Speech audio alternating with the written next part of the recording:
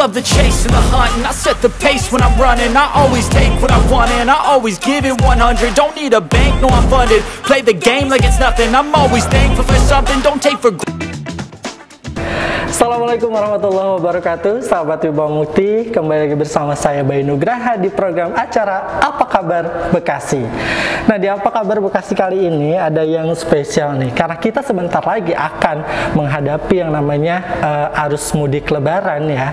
Jadi kita main-main nih ke kantor Dishub Kabupaten Bekasi, dan sekarang saya sudah bersama dengan Bapak Kuncoro Umaryadi selaku Kepala Bidang Lalu Lintas. Assalamualaikum Bapak. Sehat? Alhamdulillah. Kita sehat. Waalaikumsalam. Oke, luar biasa. Sehat ya Pak ya? Alhamdulillah. Dan sahabat Wibawa Mukti, kita bakal ngobrol-ngobrol nih sama Pak Kuncoro. Ya. Kebetulan Pak Kuncoro ini adalah Kepala Bidang di Bidang Lalu Lintas di Dishub Kabupaten Bekasi. Pak, kita kan sebentar lagi mau bukan melakukan apa ya, akan ada arus mudik ya Pak ya, yang mana kita tahu beberapa tahun ke belakang nih masyarakat kan tidak diperbolehkan untuk mudik. Kayaknya nih Pak, tahun ini tuh bakal membludak ya Pak ya, karena memang pemerintah juga sudah memperbolehkan kita untuk pulang kampung atau melakukan mudik lebaran ya Pak ya. Nah, yang ingin saya tahu nih sebelumnya ya Pak ya, kita nih lagi ada di ruangan mana nih Pak nih? Kita ada di ruangan apa nih? Siap Mas. Ini kita berada di TMC ke Dishub Kabupaten Bekasi. Ini merupakan tempat pemantauan lalu lintas melalui CCTV. CCTV ini berada di jalan-jalan negara. Kita kerjasama dengan BPTJ dengan Dishub Kabupaten untuk memantau arus ini. Kita diberi akses untuk melalui CCTV BPTJ ke Kabupaten Bekasi.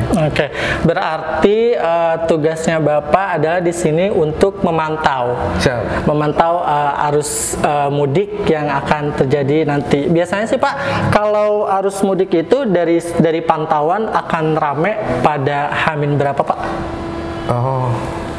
Kita untuk tahun ini diprediksi dari yang disampaikan oleh Kakor Lantas sekitar 85 juta yang akan mudik ya, arus mudiknya. Luar biasa. Dan diprediksi tanggal 28 ya, 29 mungkin tuh yang arus yang puncaknya.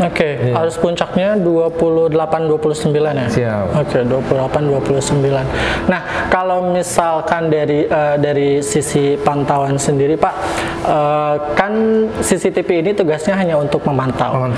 Lalu kalau misalkan ada permasalahan-permasalahan yang terpantau dari CCTV ini, akan ditindaklanjutinya ke mana Pak? Ini setelah kita dapat pantauan pada titik-titik kemacetan, nanti kita akan berkoordinasi dengan bidang angkutan. Bidang angkutan melalui seksinya akan melakukan tindakan melalui tim URC-nya. Jadi langsung bergerak maju lokasi yang di titik-titik rawan. Dan kita juga memantau melalui drone. Nanti ada tim dari bidang lalu lintas yang akan melakukan pantauan terhadap simpang-simpang yang dikemudikan ada kemacetan. Nah, seperti yang tadi Bapak bilang, ini kan kameranya ada di titik-titik jalan negara ya Pak ya? Ada berapa nih Pak? Ada 9 ya. Ada 9? 9 di mana aja tuh Pak? Mulai dari Simpang Cinde, Kompas, kemudian Cibitung, kemudian ada exit tol Cibitung ya. Ada SGC, Pasir Gombong ya. Nah Pak, dari 9 titik pantauan kamera CCTV ini yang dimiliki Dishub, biasanya yang paling crowded itu yang lebih banyak permasalahan di mana tuh Pak? Kalau pantauan macet tuh SGC ya. SGC udah titik paling macet ya, terutama di jam-jam sibuk. Tapi kalau di luar pantauan ini pasar ya, Pasar Tambun, Pasar Cibitung. Pasar Tambun, Pasar Cibitung. Iya, karena ada pasar itu.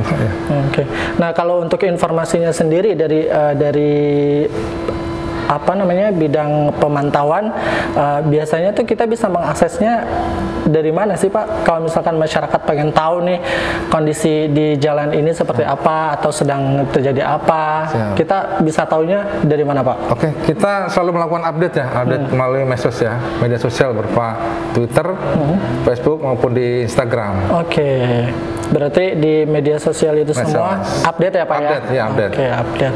Nah buat sahabat Ibu Mukti yang nantinya ingin mencari tahu informasi atau memantau keadaan lalu lintas di titik-titik jalan negara yang sudah disediakan oleh Dishub melalui CCTV, kalian bisa cek Twitternya Dishub, terus juga Instagramnya, dan pokoknya sosial media Dishub semuanya bisa diakses dan informasinya semua lengkap di sana ya Pak ya? Siap.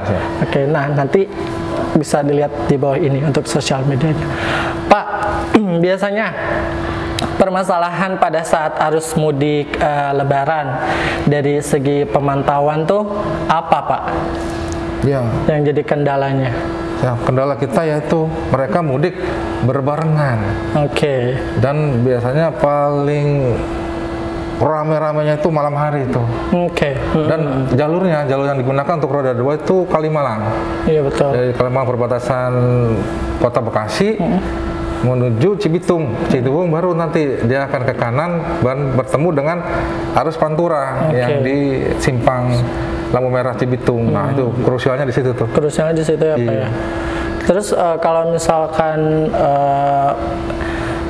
kan kebanyakan ya kalau pengendara roda 2 tuh mereka akan mudiknya tuh malam hari ya Pak. Malam hari akan pengalaman kita ya. Nah, pengalaman Bapak sendiri untuk permasalahan arus mudik di malam hari seperti apa Pak? Apakah pemantauan ini 24 jam dan berkoordinasi dengan bidang-bidang lainnya juga 24 jam atau gimana? Untuk pengoperasian untuk angkutan Lebaran berada di bidang angkutan. Cuman saya bisa kasih gambaran sedikit ya. Jadi di bidang angkutan ini membuat posko-posko untuk membantu kelancaran lalu lintas. Ada kurang lebih kalau nggak 13-14 posko yang akan dibangun. Nanti ada petugas itu shift-shiftan ya, ada 3 shift. Shift pagi, shift sore sama malam hari. Ya, nanti itu 24 jam petugas kita mantau bantu.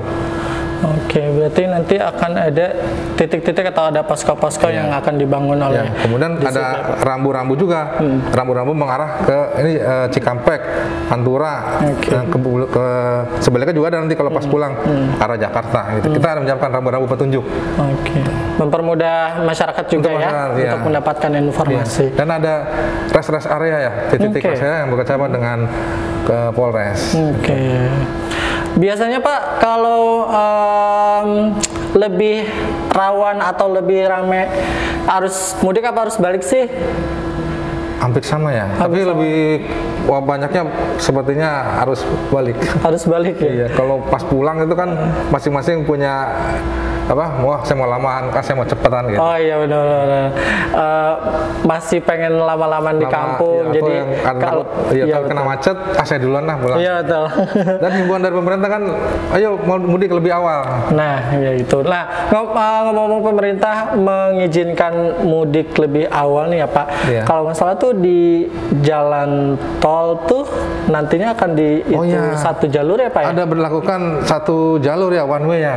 Untuk arah Jawa Tengah, Jawa Timur ya. Nah, kemungkinan mungkin akan lengang nggak sih Pak untuk di jalan-jalan negara ini?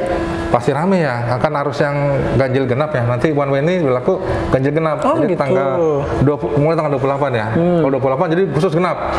Arah Jawa Tengah, Jawa Timur. Nanti tanggal 29 ganjil yang bisa lewat. Dan kalau dia ganjil yang ini harusnya genap, dia hanya bisa lewat jalan negara. Nah, mungkin terjadi penumpukan di jalan negara. Betul. Berarti nggak ada kemungkinan untuk lengang ya Pak ya? Karena memang disistemkan ganjil genap juga. Itu dua arah ya. Dua arah. Jadi yang dua arah itu satu semua. Jadi satu jalur ke arah Jakarta ditutup ya?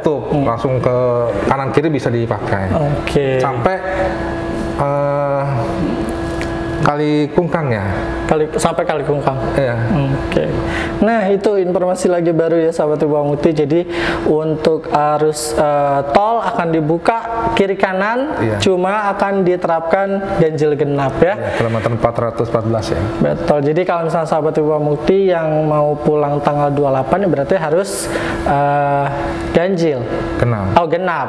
Kalau tanggal 29 ganjil. Harus ganjil. Kalau misalkan berbeda ya mau nggak mau lewat jalan negara ya, jalan negara ya. Antisipasinya kalau mau lewat jalan negara biasanya ramenya jam berapa Pak? Ya tuh pengalaman kita ya dari tahun ke tahun ya malam hari. Malam hari ya? Iya. Betul. Memang orang-orang lebih milih mudik buat malam hari karena ya satu cuacanya adem, nggak panas. Cuma ya gitu mungkin pasti akan terjadi kemacetan ya Pak ya? Kemacetan tuh terjadi bisa di kota Bekasi, Kabupaten Bekasi, Karawang, Cikampek. Setelah Cikampek ke sana mungkin sudah mulai terurai tuh. Arus lalu lintas mulai terbagi. Iya. Jadi, betul. Sudah mulai terbagi-bagi ya. Dan bahayanya kalau sudah lelah. Nah, itu benar. Iya. Kalau misalkan sahabat Ibu Mukti pada saat nanti mudik udah sedikit ngantuk ya. Iya. Karena di sub ada poskonya, jadi sahabat Ibu Mukti bisa beristirahat dulu di posko di sub yang sudah disediakan di titik-titik yang sudah ditentukan ya, Pak. Siap. Bapak, terima kasih banyak atas waktunya. Siap. Nanti mudah-mudahan kita bisa mantau pada saat hari H ya, Pak ya. Nanti bisa ngeliat tuh gimana.